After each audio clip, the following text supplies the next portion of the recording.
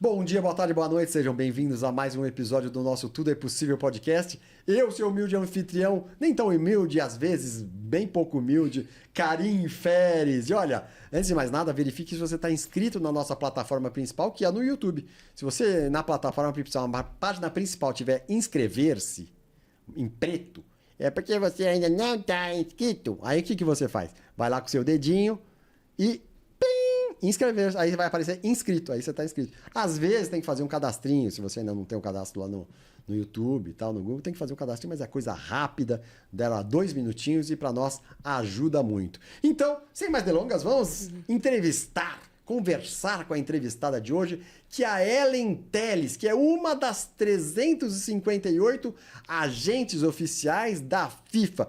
Uma das 358 no mundo, agentes oficiais da FIFA. É isso, Ellen? É isso, Carinho. Olá, tudo bem? Muito obrigada por ter me convidado aqui para estar com vocês no Tudo é Possível podcast. É uma honra para mim estar aqui. E sim, estamos aí desbravando um mundo onde normalmente é gerenciado e dominado pelo gênero masculino. A gente está aí desbravando e chutando algumas portas por aí. Legal demais, né? Legal demais você ser uma das 358 mulheres do mundo, né? Isso. Bom, em primeiro lugar, eu que agradeço a sua presença, quero agradecer a sua presença, a sua disponibilidade de estar aqui. E me conta um pouco a sua infância. Era muito esporte? Você jogava futebol? Você era apaixonado por futebol? Me conta um pouco. Então, eu nasci numa família que respira futebol, desde sempre. Meu pai era apaixonado, cresceu querendo ser jogador de futebol e não foi possível, mas eu aprendi a conviver diariamente na minha casa com rádio passando jogo, TV passando jogo, o comentário da mesa do jantar e do café era futebol. Então eu cresci, eu costumo dizer que o futebol entrou na minha vida por osmose, eu não escolhi. Quando eu vi, eu estava no meio desse ambiente. E então meu pai trouxe muito para minha família essa ideia do esporte desde cedo. Eu sempre fui apaixonada por esporte, então comecei a minha vida fazendo ginástica artística, né? Fazia as Daianes dos Santos, as Rebecas Andrades, enfim, fazia um pouco desse esporte. Isso com 10, 12 anos? Isso com 10, para menos, inclusive 8, 7, comecei muito cedo. E com o passar do tempo, com 3 ou 4 anos, aí veio o meu irmão. O meu pai, eu costumo dizer, né, que o meu pai ficou muito feliz quando eu nasci, mas ele disse para minha mãe, beleza, vamos fazer um menino, ou jogador de futebol, porque ele tinha o sonho de realizar aquilo que ele não pôde no filho homem. E naquela época, se nessa época já é um pouco de tabu, agora menos, né? Mas é um tabu falar de mulher no futebol, tanto jogando quanto gerindo, naquela época era menos ainda. Menos ainda. Então ele via no filho homem muita oportunidade de ver o filho dele como jogador de futebol. Então quando nasceu o meu irmão, nós somos só eu e meu irmão, somos 2 filhos, né, do José e da Claudete. Quando nasceu o meu irmão, a dedicação total foi: vamos transformar esse menino num jogador. E a sorte do meu pai é que o meu irmão comprou essa ideia e comprou a história que meu pai apresentou para ele como história de vida. E o meu irmão se tornou um jogador de futebol aí de muito sucesso. E acabou que no meio desse caminho eu disse, ok, então como que a gente vai entrando nessa história, né? Acompanhando treinos, indo para jogos, enfim, trazendo um pouco já aquele contexto que já era do rádio, da TV, da conversa, para o ambiente do treino, do jogo, ir para o estádio, enfim. Cresci gostando de futebol e gostando do esporte em geral, fiz educação física. Na época que eu entrei para a faculdade, eu já tentei jogar futebol também. Eu disse, não, quem sabe Deus botou um pouquinho ali também. Botou 2. Um pouquinho, né? Vai que respingou em mim. Mas não, acabou virando só hobby, não era profissão. Uhum. Desculpa te cortar, mas Nada. Como é que você percebeu isso? Você percebeu, as pessoas falavam que você não tem talento? Não, o que rolou? que naquela época o futebol feminino não tinha a estrutura que tem hoje. Entendi. Então, eu jogava futsal na escola e eu tentei jogar futebol no clube da cidade, que é o Esporte Clube Juventude na época. Tinha um grupo de meninas naquela época que treinavam, mas não existia tanto incentivo financeiro quanto incentivo anímico. Então, o projeto terminou. De uma hora para outra ele acabou. E quando ele acabou, tu fica sem muito espaço, né? Porque Claro. por mais que desenvolva, tu queira jogar, Não tem se não onde. tiver campeonato, treino, pessoas à disposição, estrutura, tu acaba migrando para Claro. outros lados. Então, talvez eu até tivesse talento, mas talvez eu não tivesse o ambiente apropriado para desenvolver isso. Mas hoje eu vejo que talvez a minha missão era outra e foi outra dentro do esporte, né? Então, eu costumo dizer que eu entrei nesse ambiente por osmose, eu não escolhi estar ali, mas hoje eu agradeço por ter entrado nesse universo que é o futebol, porque eu não me vejo fazendo outra coisa. Então, mas aí me conta, você deu essa pulada, você entrou na educação física. Isso. E durante a faculdade você começou provavelmente começou a ver caminhos profissionais. Isso. Como é que foi? Naquela época da educação física, eu tinha para mim, na minha cabeça, que eu ia me tornar uma profissional técnica. Ou seja, treinadora, preparadora física, fisioterapeuta. Na época eu fiz curso de massagem. Eu fiz tudo que era voltado para a área técnica e física. Legal. Porque eu imaginava que era essa área que eu ia entrar. Mas nesse período todo, foi o período que o meu irmão se desenvolveu profissionalmente. Então, foi muito engraçado porque eu me formo em 2014, em janeiro de 2014.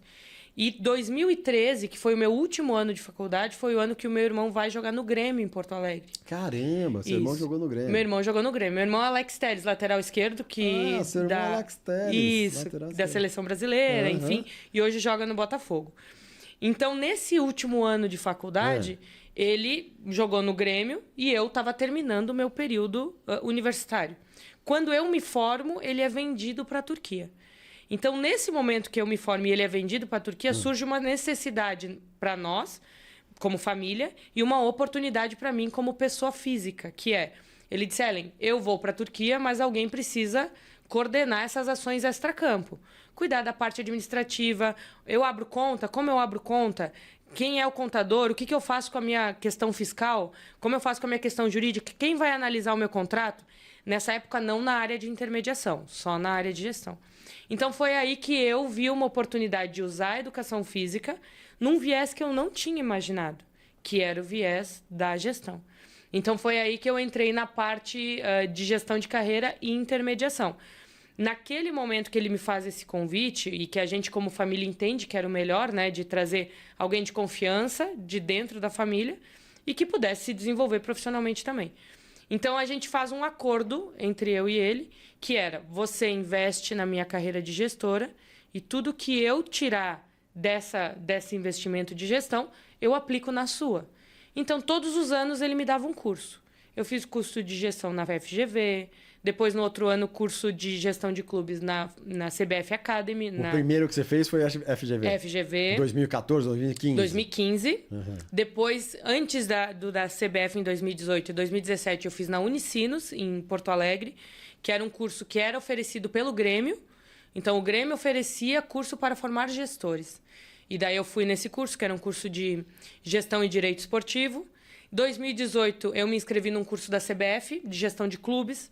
Nesse curso foi uma virada de chave que eu conheci muita gente. Conheci presidente de clube, conheci diretores, Alexandre Matos, que hoje é executivo de futebol, Marcelo Santana, presidente do esporte, advogados reconhecidíssimos, que até hoje eu tenho relação.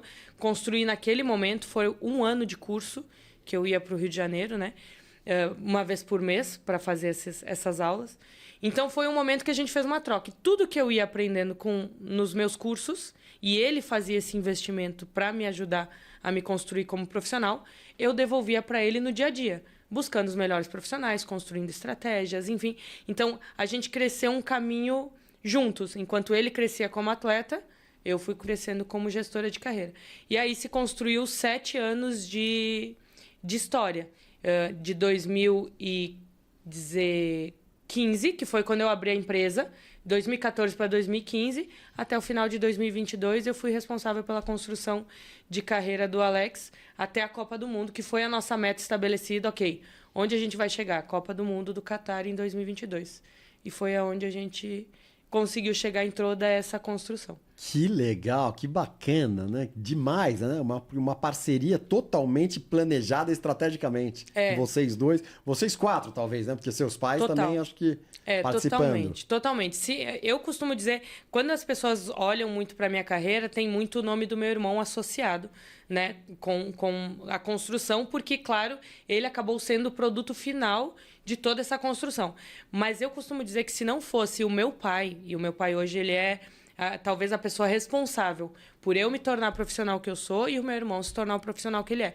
Porque se ele não tivesse acreditado desde o início que ele poderia ser atleta e que eu poderia gerir a carreira do meu irmão durante esse tempo, talvez os dois não tivessem a carreira... Talvez hoje eu não seria uma das 358 mulheres no mundo agentes FIFA. Então, o grande responsável dessa história toda, muita gente associa ao meu irmão, que foi um grande propulsor de tudo isso, mas meu pai foi quem plantou a semente lá atrás, bem no início. Que legal, que legal. E Bem deu sorte também, né? Como você falou no começo, deu sorte do teu irmão comprar, porque tem que comprar, né? Tem muito esforço, Tem.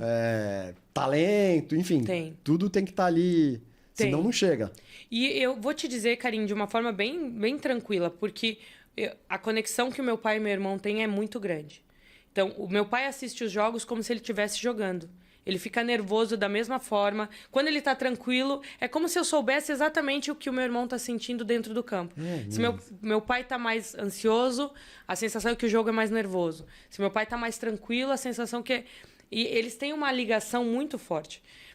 Então, sim, eu acho que a semente que meu pai plantou lá atrás, hoje continua germinando no meu irmão até hoje no desempenho dele no dia a dia. Eu tenho plena certeza. Que legal. E nesse meio do caminho, tem outros jogadores, você agencia? Como foi a sua carreira? Durante esses 7 anos, de 2015 a 2022, eu me dediquei exclusivamente ao meu irmão. Que era a meta da Copa. Isso. E que também eu me sentia muito responsável por fazer aquele projeto dar certo. Porque eu não estava fazendo só um atleta se tornar um grande jogador. Eu estava fazendo o meu irmão conquistar aquilo que ele queria. Então, para mim, era uma meta pessoal também. Então, muito mais que um objetivo profissional, era uma meta pessoal. Depois, em 2022, existiu uma mudança de planos, tanto da parte dele quanto minha, de expansão. Porque ele também, como um atleta já formado e já amadurecido e com uma carreira consolidada, queria aprender a lidar com essa gestão na sua própria mão.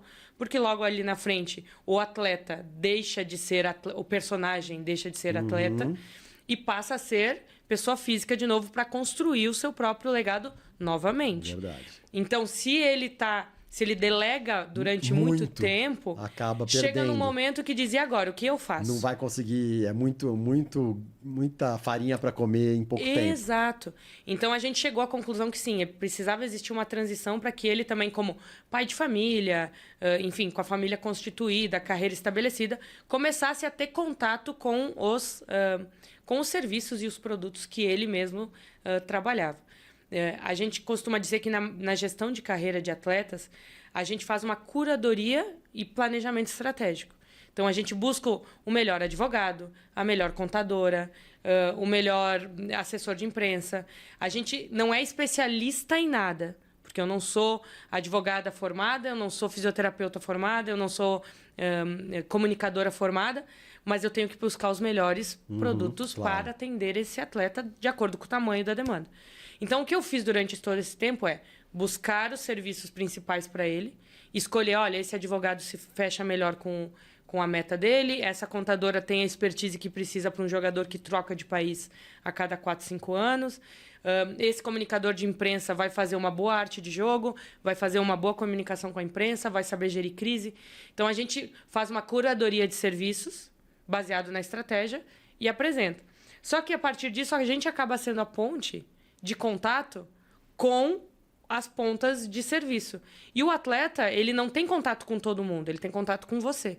Só que vai chegar um momento que ele vai precisar saber quem é meu contador, quem é o gerente da minha conta, aonde eu estou investindo. Eu sei que está funcionando, mas eu estou investindo aonde? Em quê? Em que produto? Se eu sentar numa roda com amigos e me disserem no que tu está investindo, e eu vou dizer, não sei, chegou um momento que ele sentiu a necessidade de ter a rédea das suas decisões na mão para poder argumentar né, enfim. E para mim foi um grande presente também. Porque talvez se eu tivesse hoje ainda só me dedicando a um projeto só, quando esse projeto termina na aposentadoria, você também ia ficar... eu chegaria a fazer uma transição de carreira igualzinho o atleta faz quando termina, né? Então eu tive a oportunidade de pegar a crista da onda, que foi o momento do ápice de carreira de Copa do Mundo, e também fazer uma transição minha também para novos projetos. Então, quando tu me pergunta se eu tenho outros atletas, hoje, logo que eu fiz essa transição, eu demorei ainda alguns meses para entender aonde eu me encaixava no mercado, o que eu poderia fazer com toda a bagagem que eu tinha, as relações que eu construí, as pessoas que eu conheci, os negócios que eu fechei, o que eu faço com tudo isso em prol agora da minha carreira. Eu brinco, né, que a bazuca que eu virei para o meu irmão durante 7 anos, como é que eu viro para mim agora e faço a mesma coisa. Então, já vamos... Desculpa, não perde o fio da meada, mas só para fazer um parênteses. E quanto tempo demorou essa virada de bazuca? Essa virada de rumo? 1 ano. 1 ano. E você ficou ponderando tudo. 1 ano. Como é que foi? É 1 ano entre tu soltar, gerar a estratégia e executar. Então, no ano de 2022, a gente já tinha iniciado esse processo. Só que tinha a Copa do Mundo. Então, era um processo que tinha que acontecer, mas não podia influenciar no objetivo principal, que era a Copa do Mundo. 2023 já foi um ano de, ok, agora zeramos a conta e começamos de novo. Então, eu posso te dizer que entre o segundo semestre de 22 e o primeiro de 23, foi o ano que eu precisei, e ele também precisou, passa para mim, eu passo para ele e eu identifico aonde eu me posiciono agora. Então, 2023, início de 2023, eu entendi, ok, eu botei tudo na mesa e disse, ok, agora eu sei o que eu posso construir com tudo que eu tenho aqui. Mas aí, nesse processo, isso falando de gestão de carreira, não de intermediação. Porque nesses dos 7 anos, os últimos 2 anos, a gente fez as grandes negociações que eu levo para a minha vida, que eu aprendi muito como intermediária, que me dão bagagem hoje para ser a agente FIFA que eu sou hoje, com um parceiro de negócios, que é um israelense, que se chama Pini Zahavi, que é o meu parceiro até hoje de negócios, e que foi ele que me pegou na minha mão e disse, deixa eu te mostrar como é que funciona a intermediação. E aí a gente fez 2 grandes negociações, que é a venda do meu irmão do Porto, de Portugal, para o Manchester United da Inglaterra. Depois existiu um empréstimo do Sevilha no meio. Que ano foi isso? Isso foi 2020, no meio da pandemia. No meio da pandemia. Foi exatamente o ano também que eu saio do Brasil. Que eu vou morar fora. Porque eu voltei a morar em São Paulo em setembro do ano passado. Eu estava todo esse tempo morando fora. Onde você morou? Você saiu daqui do Brasil e foi para onde? Saí do Brasil no meio da pandemia, quando abriu uma brechinha dos aeroportos assim, pode viajar. Interregno. Isso, pode viajar para Portugal. O meu irmão aqui já estava começando e em Portugal já estava um pouco mais estabilizado. Então, meu irmão disse, pega o pai e a mãe e... Vamos todos. Vamos todos. Então, foi junho, a gente foi, e tinha passagem de volta em setembro. Só que em setembro, o negócio com o Manchester United começa a aquecer. Então, meus pais voltam e eu fico. E nesse momento, eu vou para a Inglaterra e não volto nunca mais. Nunca mais não. Volto em setembro do ano passado. 5 anos lá, 4 anos. Eu morei 1 ano e meio na Inglaterra com ele, lá, direto. Depois da Inglaterra, do processo ali da Copa de 2022, eu vou para Portugal. Daí eu moro 1 ano em Portugal e depois 1 ano em Madrid. Mas aí por quê? Porque ele estava na Inglaterra. Ele estava na Inglaterra. E nesse ano de 2020, que eu saio dezembro de 22, e no ano de 2023 ele vai jogar no Sevilha da Espanha. Só que quando a gente faz esse processo, também é um processo em que, ok, a gente faz a transição de gestão, mas eu também saio do núcleo. Porque enquanto tu tá ali no núcleo, tu é responsável por várias outras coisas. Para ele pegar isso na mão, tu precisa sair do núcleo para que ele faça esse movimento. E ele também, nesse momento, ele encontra a esposa atual dele hoje, né? Que é a Vitória. Espanhola? Não, brasileira. Brasileira. Isso. Lá em Manchester ainda, ela é brasileira. Mas morava lá? Morava no Brasil e foi morar na Inglaterra. Então, quando ela vai morar na Inglaterra, se constitui uma estrutura em que eu também preciso me reposicionar. Que até então eu morava com ele comigo. Nós éramos 2 irmãos na pandemia, morando 100% do tempo juntos. E nesse momento eu decido ir para o lugar mais próximo que eu tenho de casa, que eu tinha de referência de casa, era Portugal. Eu não queria voltar para o Brasil. Eu ainda sabia que eu tinha um caminho para trilhar na Europa. E eu acabei indo para Portugal. Tinha muitos amigos lá. Meu irmão jogou 4 anos no Porto. Então, quando ele joga esses 4 anos no Porto, eu não morava lá. Mas eu ia lá 2 ou 3 vezes por ano. Então, eu conhecia o cabeleireiro, a academia. Eu tinha meu restaurante favorito, onde eu gostava de tomar café. Então, quando eu disse, ok, vou sair da Inglaterra, eu vou para onde? Eu disse, vou para Portugal. Aqui eu me sinto segura. Então, quando eu fui para Portugal, eu passei 1 ano e meio lá. E No Porto? No Porto. O Porto é fenomenal. O Porto é uma cidade que eu não sairia de lá para morar em outro lugar do mundo. Eu moraria lá sempre.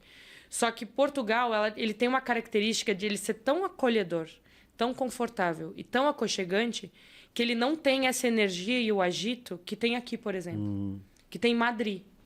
Então, quando tu mora no Porto, tu sente um mix entre preciso me movimentar, mas eu gosto desse conforto. E eu fiquei um pouco nisso. Eu precisava desse conforto no início, de me restabelecer, me sentir em casa, mas chegou um momento que eu disse, ok, preciso ir para onde as coisas acontecem. E o futebol, especificamente no mundo, tem várias capitais do futebol no mundo. Porto tem um clube gigante do futebol mundial, que é o Porto, que é um dos que eu levo no coração, assim, com um grande carinho, pela história que meu irmão construiu lá e pela relação que eu tenho. Mas não é o centro do mundo no futebol. A gente tem a Inglaterra, Londres é um centro muito forte do futebol mundial, São Paulo é um centro muito forte de futebol mundial, Madrid, na Espanha, Paris ali, enfim, Madrid. E agora a questão dos Emirados Árabes também, que vem se tornando. Então eu disse, eu preciso sair daqui um pouco, porque se eu ficar aqui, o mundo vai acelerar e eu tô aqui curtindo uma vida de qualidade de vida ótima, mas não estou evoluindo como profissional. Sensacional. E é difícil essa decisão, né? Imagina que difícil. Porque assim, você fala, pô, eu tô onde eu queria estar pessoalmente. Mas é o que você falou, a vida profissional, você tá vendo que precisaria de mais agito. Exato. E isso aconteceu justamente nesse período que eu te falei, no primeiro semestre de 2023. Nesse período do primeiro semestre, eu trago uma pessoa que hoje é uma pessoa muito estratégica na minha vida profissional, que é a Bia. A Bia é mentora profissional, ou seja, ela traz um olhar de fora e ela me entrega, assim, coloca tudo na mesa e diz, Ellen, ok, quais são os serviços e habilidades que tu tem que tu pode entregar para o mercado hoje, baseado na tua experiência. Então, baseado nos negócios que eu já havia feito, que era a intermediação, e na gestão de carreira, eu resolvo que eu precisava me colocar no mundo de forma mais estratégica.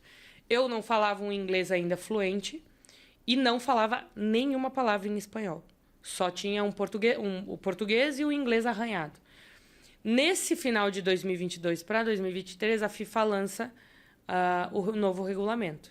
E diz, se a partir de hoje alguém quiser fazer negócios internacionais, precisa fazer um exame, ler todo o regulamento da FIFA, fazer um exame, passar na prova da FIFA, tirar a licença para poder fazer isso. A prova é em inglês ou em espanhol.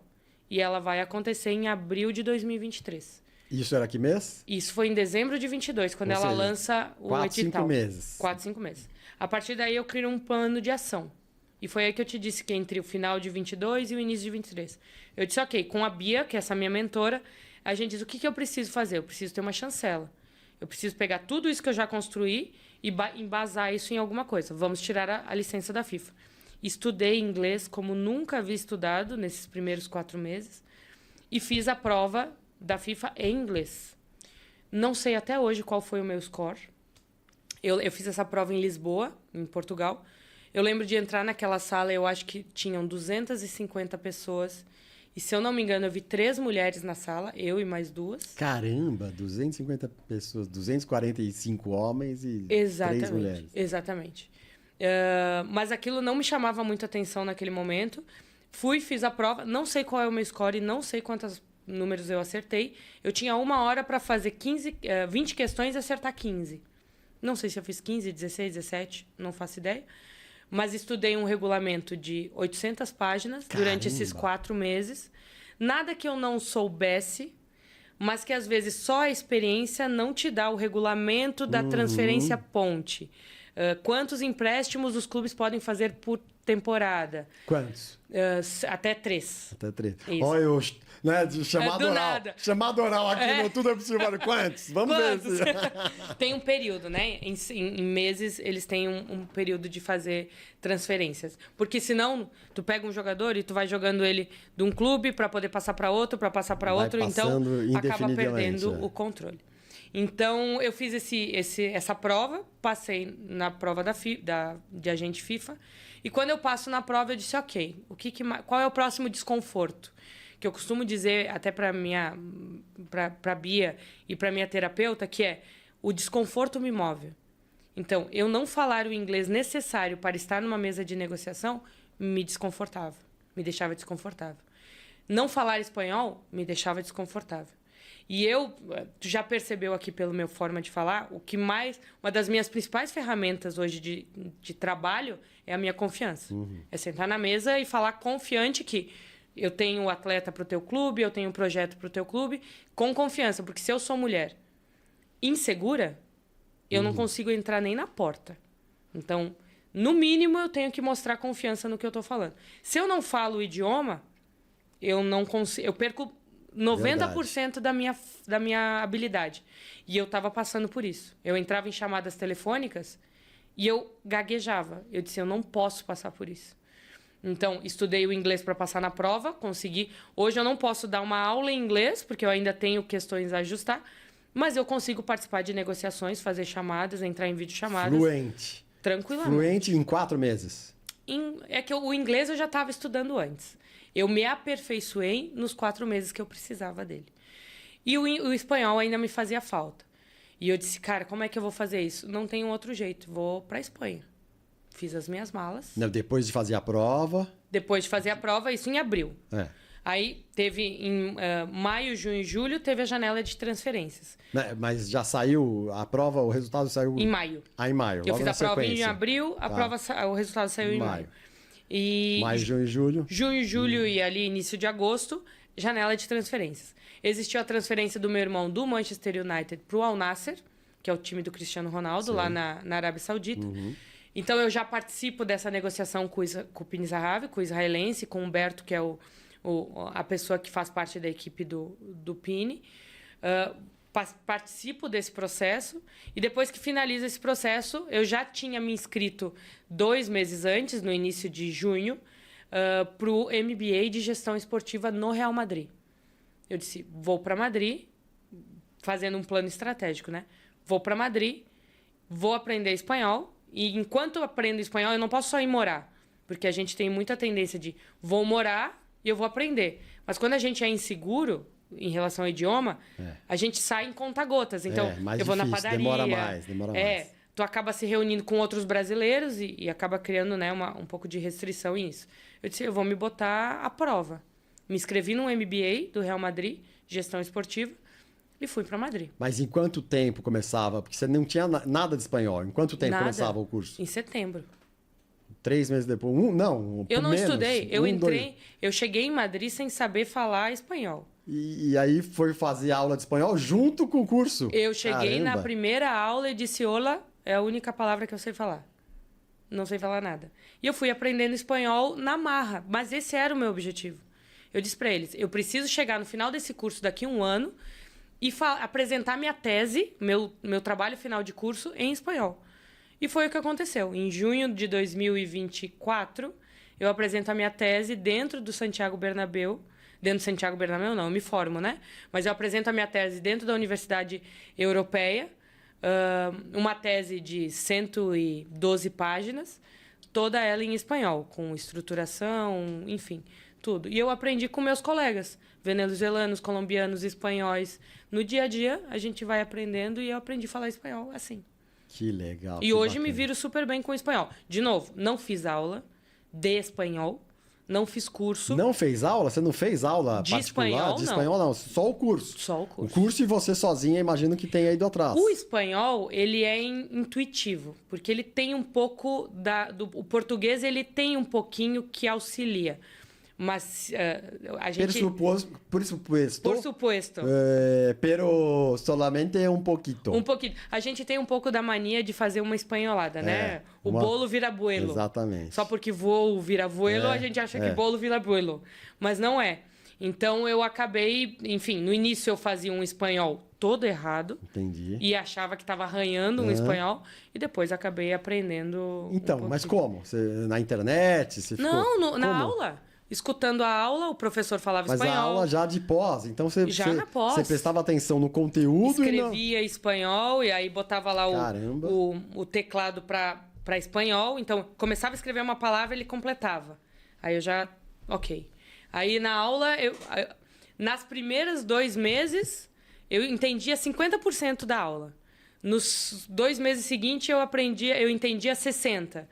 Até chegar no final e conseguir falar espanhol. Então, de novo, se eu tiver que dar uma aula em espanhol, fazer uma palestra em espanhol, eu acho que eu ainda não me sinto 100% confortável porque eu preciso de gramática. E quando tu dá uma aula, tu tem que se colocar numa posição de saber, né? Claro. De mestre. Que não é a situação. Mas hoje eu faço negociações, eu construo projetos. Hoje eu tenho uma empresa, né, que eu construí dentro do Real Madrid. A minha tese final foi a construção de uma empresa que se chama For Clubs, que é a relação internacional entre clubes, que ela faz relação internacional entre clubes. O meu sócio é venezuelano, que eu conheci dentro do curso, e todos os documentos, business plan, contratos, as reuniões que eu faço com ele são todas em espanhol.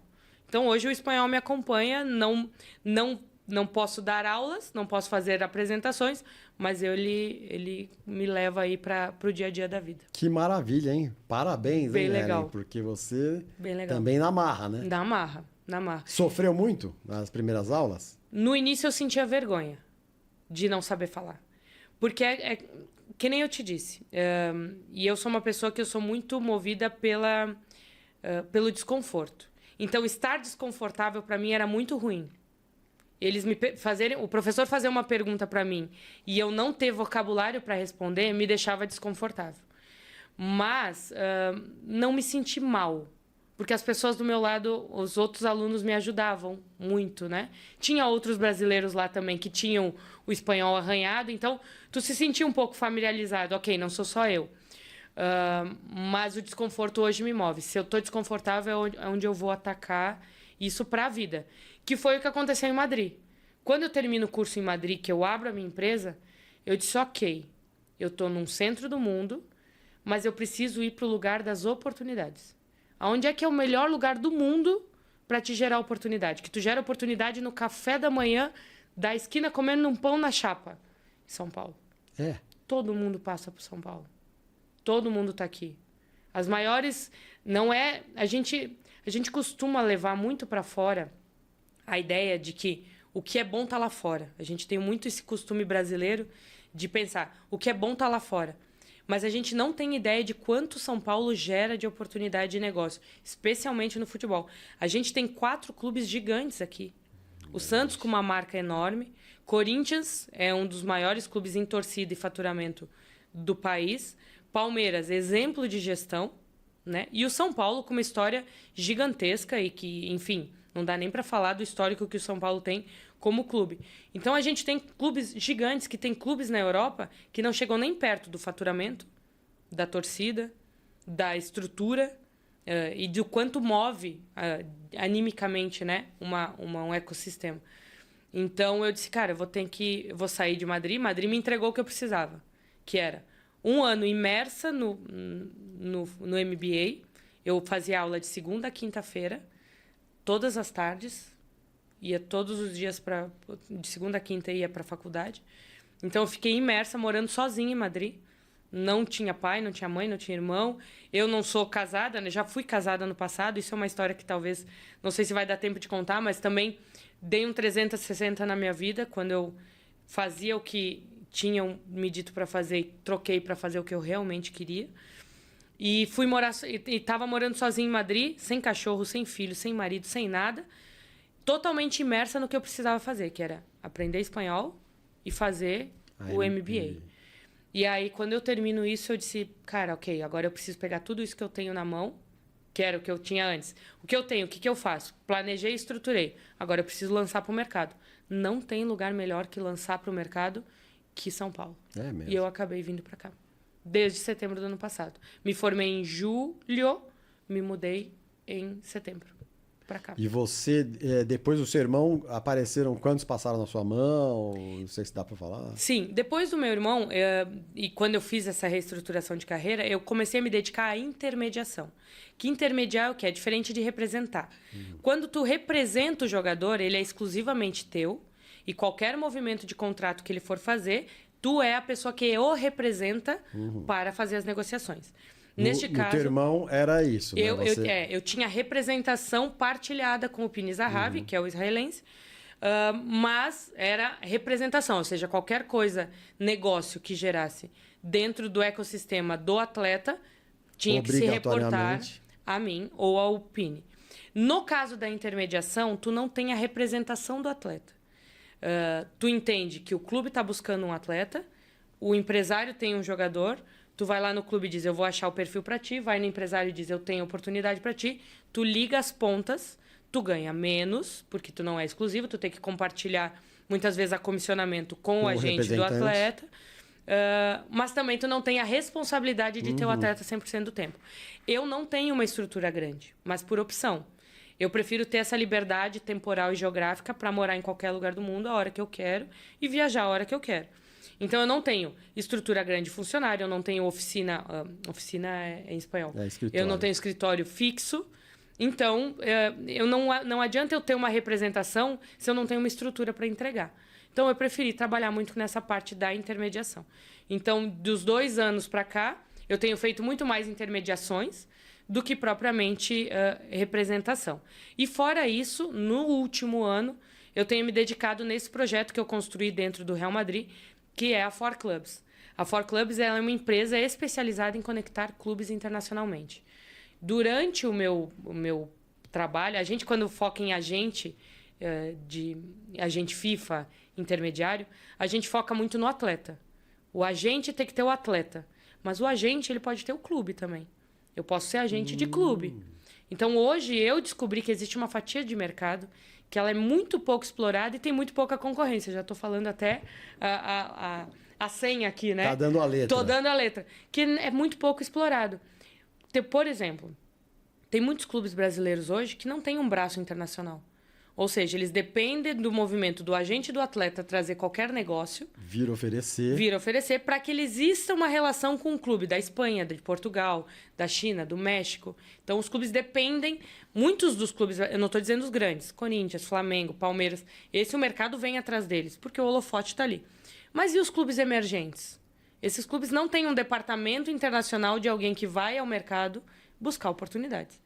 E eu descobri que eu poderia eu poderia ser esse braço desses clubes, ok, eu sento com eles, entendo a realidade e o contexto, e eu vou para o mercado internacional e busco a oportunidade. Então, hoje, se tu me disser assim, quantos atletas tu tem trabalhado hoje? Hoje eu tenho vários, que eu tenho trabalhado o nome. Mando um nome para um clube, mando um nome para o outro, sempre com autorização do agente, né? Posso pegar o teu jogador e oferecer no mercado da Turquia? Posso pegar o teu jogador e oferecer no mercado de Portugal? Pode. E aí eu vou fazendo a conexão dessas pontas. Mas onde eu acredito e eu tenho colocado muito da minha energia hoje é no trabalho com os clubes, institucional. Menos com a pessoa física, trabalhar menos com a pessoa física e mais com a pessoa jurídica. Porque eu entendi que existe um espaço de mercado, porque os clubes muitos deles estão focados em apagar o fogo do dia a dia. É quarta e domingo é o jogo, é a arbitragem, é o treinador, é a contratação. E poucos deles estão focados em abrir mercado internacional para trazer oportunidades. Então, hoje eu estou muito mais focada em conectar clubes internacionalmente do que propriamente fazer negócios entre clubes e atletas. Faço ainda? Faço. Hoje é o que faz a minha roda girar? É o que faz a minha roda girar. Mas eu estou plantando a semente do meu trabalho de carreira para um futuro próximo dentro da intermediação de clubes. Que fantástico. Clubes brasileiros, nacionais ou estrangeiros, ou ambos? Ambos. Hoje o meu grande patrimônio é o meu network. As pessoas que eu conheço e os clubes que eu acesso.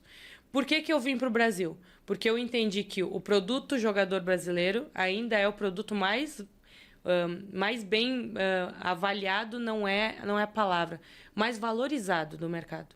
Pelo simples fato de ser jogador brasileiro, o mercado quer ouvir e quer saber o que existe. Então, se eu tenho um bom produto, Se eu tenho uma boa abertura de mercado para esse produto, eu preciso ver quais são as entidades que estão aqui que precisam que eu coloque este produto no mercado. Então, por isso também da minha vinda estratégica para São Paulo. Vim para cá, entender a estrutura do mercado e oferecer para esses clubes emergentes do Brasil como eles podem acessar o mercado internacional. Também na venda de atleta, também na troca de metodologia. Então, o que um clube da Espanha pode oferecer para um clube brasileiro em metodologia de formação de base? Eles têm uma metodologia que a gente não usa. E como é que o jogador brasileiro pode usar essa metodologia para ir direto para o mercado de lá mais pronto? Então, é essa a inteligência de mercado que a gente tem construído. Eu tenho construído como empresa, né? Sensacional, hein, Ellen? Sensacional. Eu queria saber de você o seguinte, quais os melhores momentos da sua vida, as melhores coisas que aconteceram na sua vida, e já pensando os momentos mais desafiadores, né? Você faz uma coisa impressionante, a sua desenvoltura, e você, né, por ser mulher, você falou, era um mercado que até pouquíssimo tempo atrás, sei lá, 5, 10, 15 anos, era dominado 100%, né, acredito eu, por masculino, pelo homem. Enfim, os melhores momentos e os momentos mais desafiadores. Olha, contando essa coisa se você vivenciou preconceitos, etc.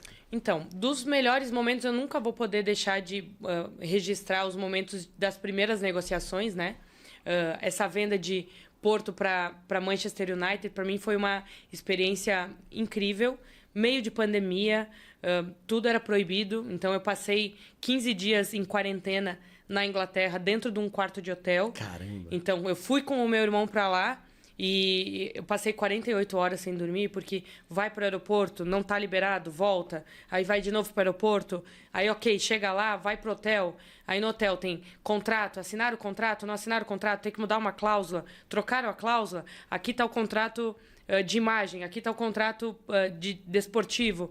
Eu aprendi e cresci muito, então esse é um dos momentos mais marcantes que eu tenho na minha vida, que é essa transferência para o Manchester United. Deixa eu só fazer um parênteses para minúcias, porque assim, aí você agitava o advogado por telefone, por call, né? Exato. Fala, olha, tá aqui assim, eu acho que tem que mudar isso, vamos mudar. Isso. Nesse momento, essa foi a minha primeira grande experiência de transferência internacional.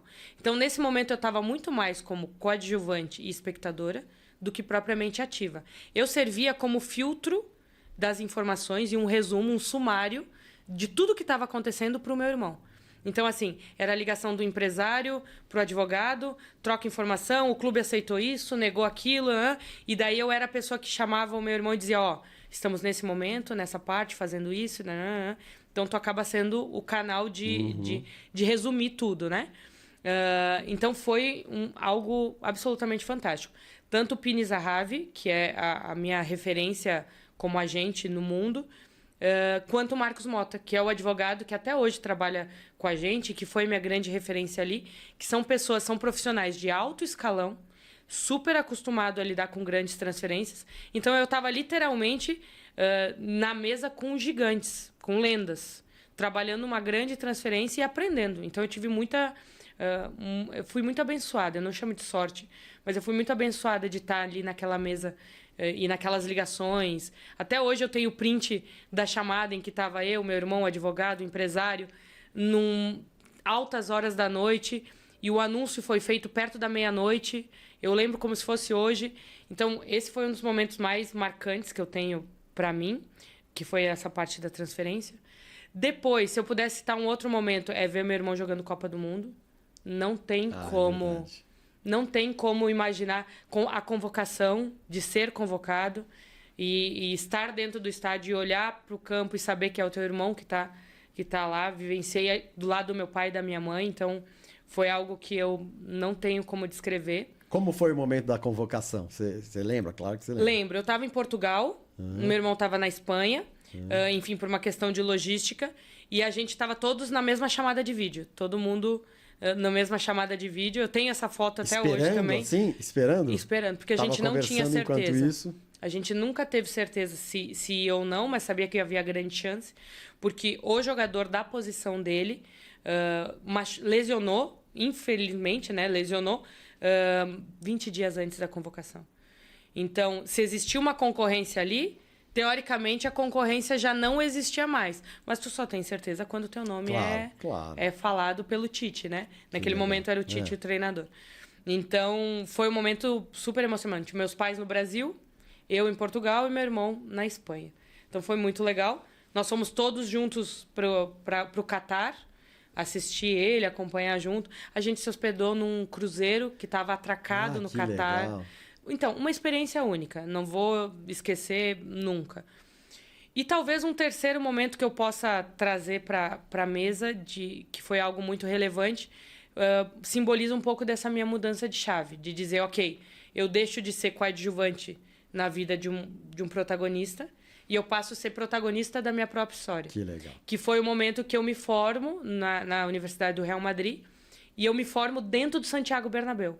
Então, dentro do estádio, eles construíram um palco e tinha, acho que, não sei quantas pessoas, quase 500 pessoas lá. E eu subo ao palco dentro do Bernabéu me formando em gestora de entidades esportivas. Eu acho que esse é um dos grandes marcos também da minha história como profissional, tá dentro de um dos maiores, de um dos estádios mais icônicos do mundo, me formando. Demais. E dentro da minha turma, nós éramos 30 na turma, éramos 3 mulheres. Então, ou seja, 10%. Ali já é mais do que os 5% de agentes. Então, esse também foi um momento de um marco. Como outros, eu já sentei na mesa para negociar com o presidente do Porto, que era uma lenda, já faleceu, o Pinto da Costa.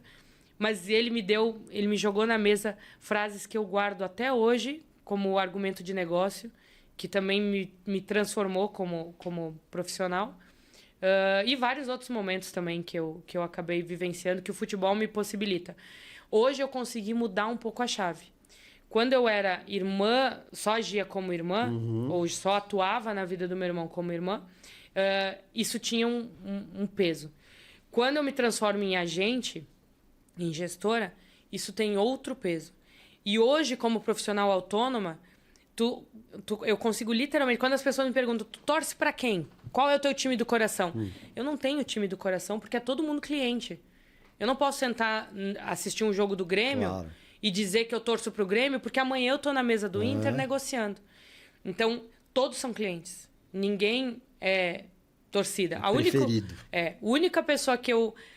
única não. As pessoas que eu trago com muito carinho são aqueles atletas que acabam passando pela minha vida de alguma forma. O meu irmão, obviamente.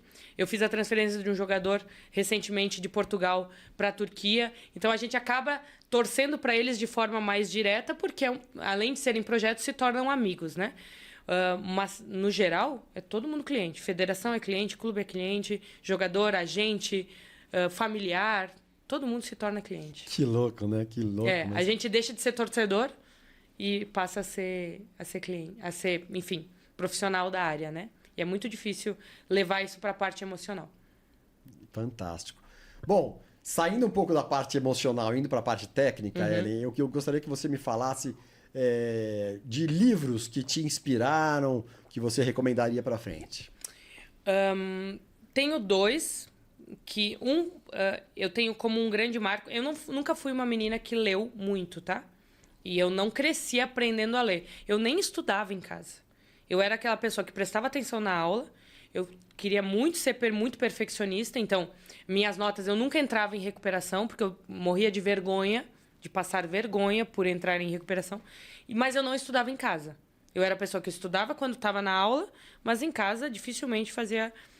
enfim, estudava fora do contexto. Então, eu nunca criei o hábito de ler. O hábito de ler surgiu nos últimos 5 ou 6 anos, por incrível que pareça. Na necessidade do estudar, do aprender, do acelerar a questão lógica e cognitiva. Então, eu peguei essa mania boa há pouco tempo.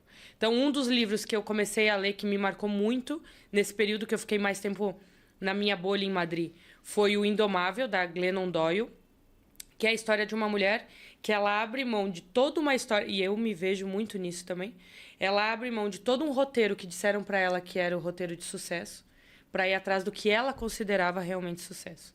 Então, ela era uma mulher casada, com filhos, uma família, uma carreira, né? E ela diz, isso não é para mim, eu quero fazer outra coisa. Então, ela disserta muito sobre a gente fazer uma aventura interna para descobrir quem a gente é, para depois se aventurar externamente. Esse é um livro da Glennon Doyle. Inclusive, quando eu terminei de ler esse livro, eu peguei o endereço das minhas amigas principais, assim, as que eu tinha mais próxima, e mandei entregar na casa de cada uma. Ah, que legal. E eu disse, vocês precisam ler esse livro, porque fez diferença para mim e eu acho que vai fazer para vocês. Foi bem legal. E um recente, que eu poderia citar também, que é A Coragem de Não Agradar. Que são 2... Eu não vou falar o nome dos autores, porque eles são chineses, orientais. Mas ele é um livro que ele fala muito sobre o senso de competição e de colaboração e de quanto a autenticidade da gente nos leva para um caminho mais certeiro do que seguir a manada. Ou seja, a partir do momento que tu segue a manada, vai chegar um momento que tu vai sentir um vazio. Ou seja, eu vou fazer o que a sociedade me espera, mas vai chegar um momento que o vazio chega. E ele é um livro gostoso de ler porque é a conversa de um filósofo com um jovem. Então, o jovem senta na frente do filósofo, cético, e diz que não acredita sobre essa história de autenticidade. E o filósofo traz essa história toda e desenvolve para ele e mostra que, para encontrar a felicidade, tu tem que quebrar muitas barreiras. Então, é um livro que eu levo também... acabei de ler, não faz muito tempo, já indiquei para algumas pessoas e vou voltar a lê-lo porque ele me embasa em muitos argumentos de negócio, inclusive, né? Que demais, Ellen. E planos para o futuro? Planos para o futuro. Agora, como eu te falei, estou nesse momento de focar minha energia muito nesse projeto dos clubes. Eu não sou uma pessoa que crio muitas raízes aonde eu estou, mas não por não gostar de criar raízes, mas porque eu enxergo a possibilidade de encontrar algo novo, eu vou atrás daquilo. Seja num outro país ou no que for.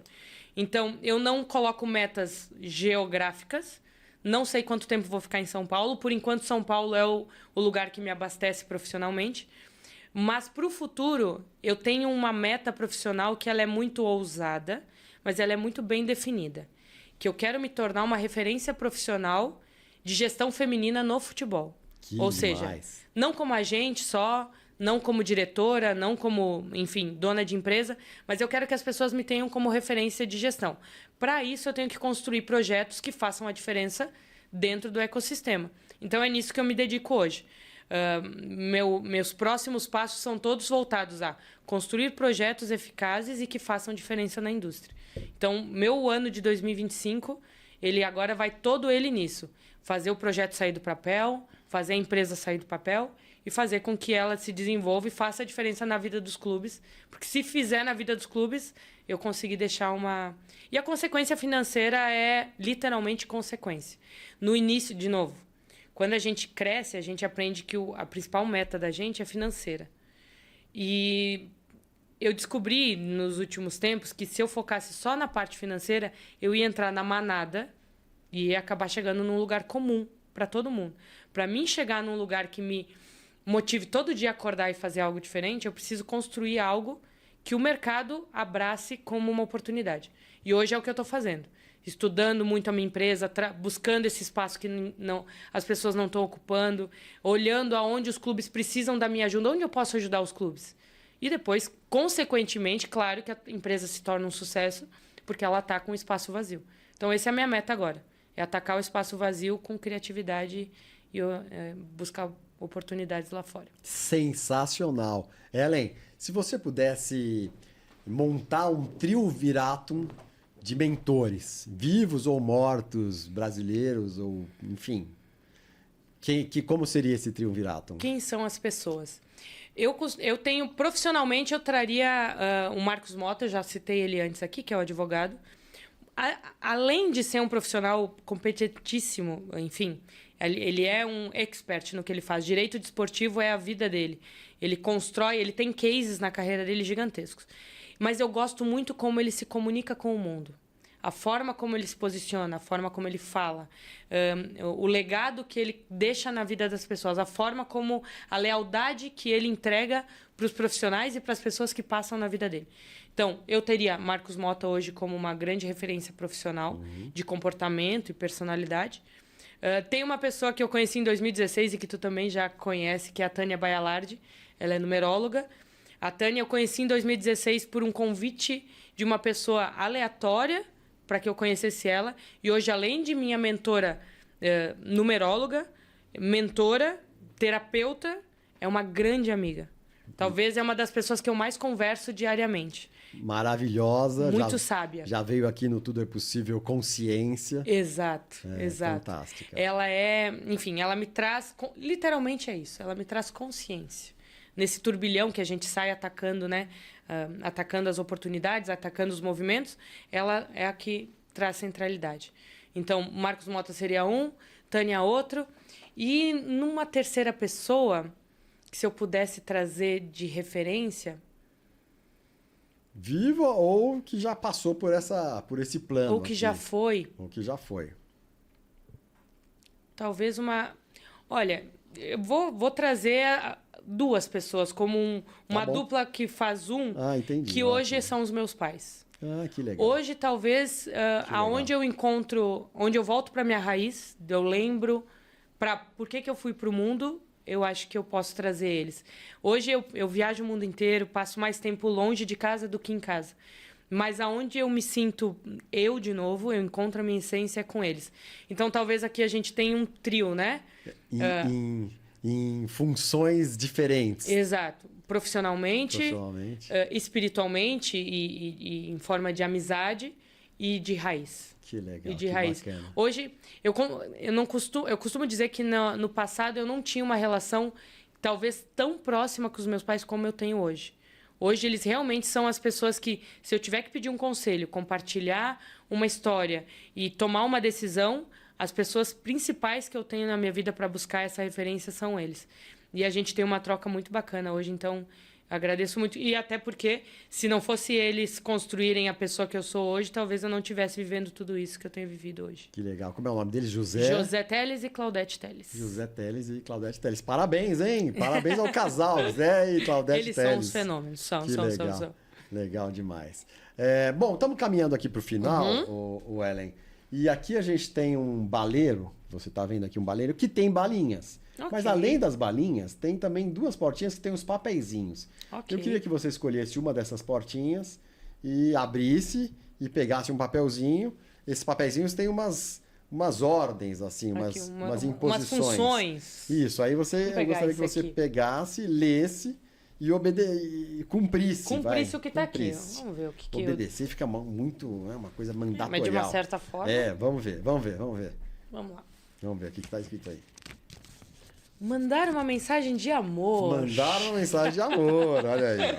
Carinho, vamos lá.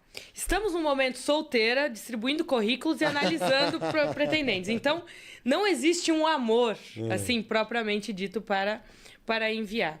Mas se eu fosse escolher, assim, talvez uma mensagem de amor baseada na minha história, né? Enfim, para lá, isso. Né? Eu acho que a maior mensagem de amor que eu posso trazer hoje é sobre amor próprio. Eu fiz uma mudança de vida muito grande ali quando eu fiz 30 anos, né? De deixar para trás uma vida e construir um novo roteiro baseado muito mais no que eu sentia, na minha intuição, do que propriamente no que o mundo esperava de mim. E eu fiz uma jornada de solitude, de amor próprio. Então, hoje, eu sou uma pessoa que consegue realmente entender que aquela coisa clichê, né? O primeiro que tu tem que amar é você mesmo. Não, mas é isso hoje, para mim, nunca fez tanto sentido essa questão do amor próprio. Então, cara, a primeira resposta que tu vai buscar para qualquer pergunta na tua vida vai estar sempre dentro de ti. Mas tu precisa alimentar esse amor próprio para isso poder te dar a resposta que tu espera. Então, se eu fosse dar uma mensagem de amor, ame a si mesmo, primeiro de tudo, porque depois todo o resto do mundo vai encontrar uma forma de amar do jeito que tu merece. Que bacana, maravilhoso, hein? Bonita demais a mensagem para você mesma, né? Exato. Olha, pessoal, vamos separar essa mensagem aqui. Uma foi para ela, né? Agradecendo e enaltecendo essa Ellen que tem o amor próprio, que fez essa virada na vida, mas ela começou falando que tá solteira e que tá distribuindo currículo. Então, olha aí, pessoal, fica de olho aqui, manda mensagem, entra no Instagram, né? Não, essa vida, assim, ó, é interessante esse lado, porque a partir do momento que a gente escolhe se desenvolver e apostar e botar energia numa construção pessoal, a gente acaba parando de colocar a responsabilidade nas outras pessoas de nos abastecer e a gente se abastece. Isso acaba fazendo com que a gente passe muito mais tempo sozinha. E eu, que viajo muito também, acabo não dando... como diz a Tânia pra mim, né? Tu tem que botar um pouco mais de energia nisso. E realmente, quando eu tô focada muito pra parte do trabalho, eu não vou pra essa parte amorosa, não deixo muito espaço pra esse lado amoroso. Mas não significa que não estejamos no mercado também, enfim. Passei durante muito tempo um pouco mais restrita, mais fechada, dedicada pro meu trabalho, mas hoje em dia... Estamos, como eu te disse, analisando candidatos e distribuindo currículos. Muito bom, Ellen. Bom, além do papelzinho aqui, agora você vai ganhar uns brindes aqui. Tem bottoms, claro, deve. Tem, aqui tudo é possível, adoro isso. Tem balinha, tem uma antiga que é dadinho. Bala.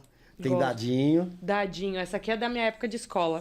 Todos. Esse daqui aqui é um apoio de copo também que você vai levar. Boa. Aqui um imã de geladeira. Que vai pra minha. Aqui um adesivo. Boa. Tá, e o nosso presente especial aqui, que é o 365 Coffee. Eu preciso confessar que eu também tinha um presente e eu consegui deixar na minha última reunião que eu vim antes de vir pra cá.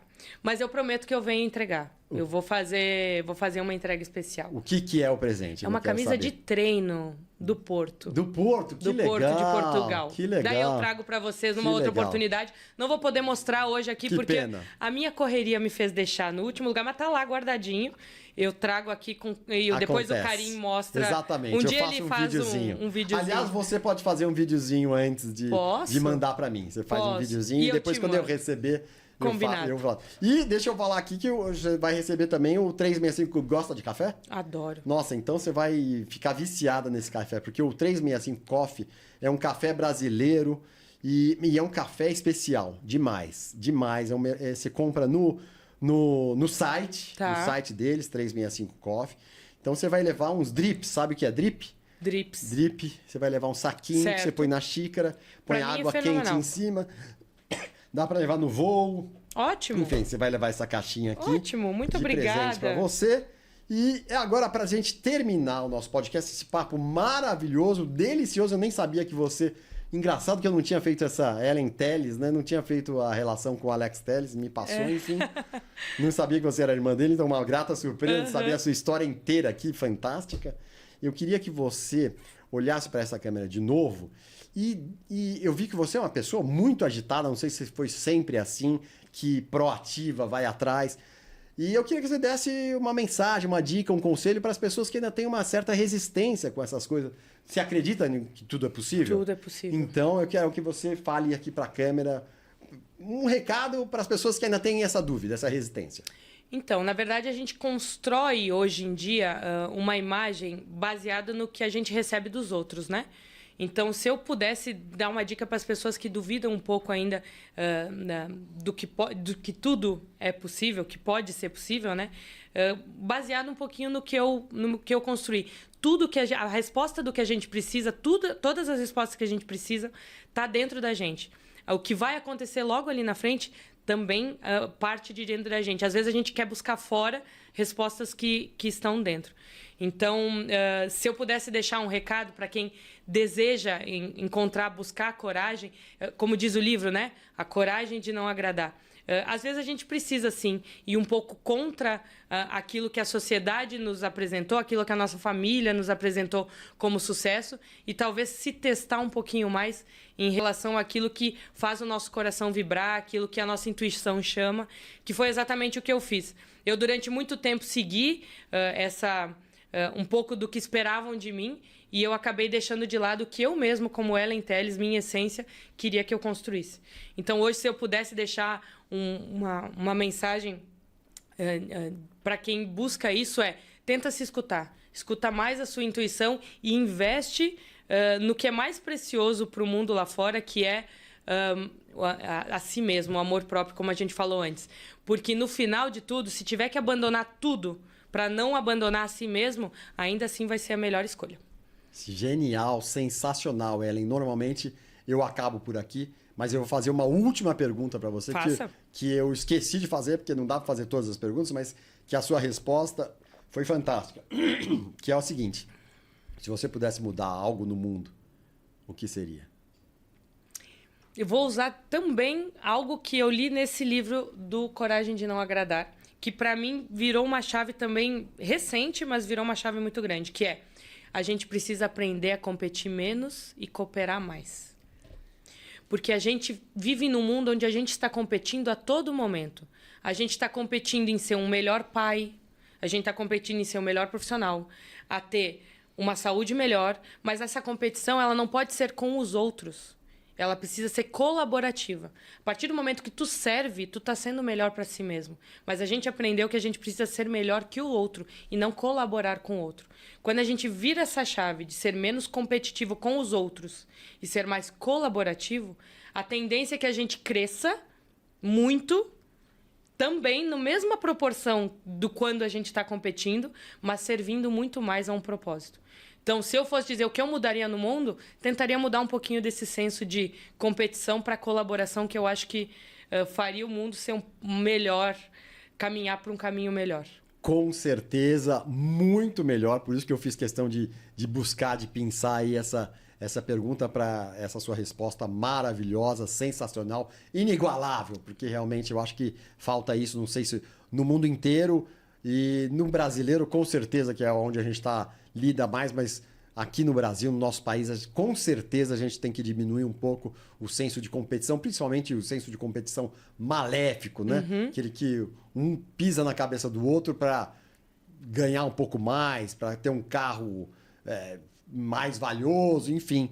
E sim, a colaboração e a cooperação entre o ser humano, especificamente o brasileiro. E que a partir do momento que tu colabora com o outro, automaticamente tu vai crescer. Tu vai crescer profissionalmente, financeiramente, porque se tu criar um produto... Vamos falar de um produto. Se eu criar um bom produto que sirva, que seja serviço a outras pessoas num bom lado, as pessoas consumirão e aí eu terei mais faturamento. Exato. Isso também vai me fazer crescer. Mas a partir do momento que eu quero gerar um produto só para ser melhor que o outro... Ou para ganhar mais. A gente acaba perdendo um pouco do propósito. Concordo plenamente em gênero, número e grau. Muito obrigado, Ellen Telles, demais a sua presença aqui no Tudo é Possível Podcast. Foi maravilhoso, um papo maravilhoso que a gente teve aqui com a Ellen Telles. E você, aliás, já faça isso. Compartilhe esse vídeo com o maior número de pessoas possível, porque eu tenho certeza que vai atingir, vai chegar em alguém que pensava, eu precisava ouvir essas palavras maravilhosas da Ellen. Quantos ensinamentos a gente teve aqui.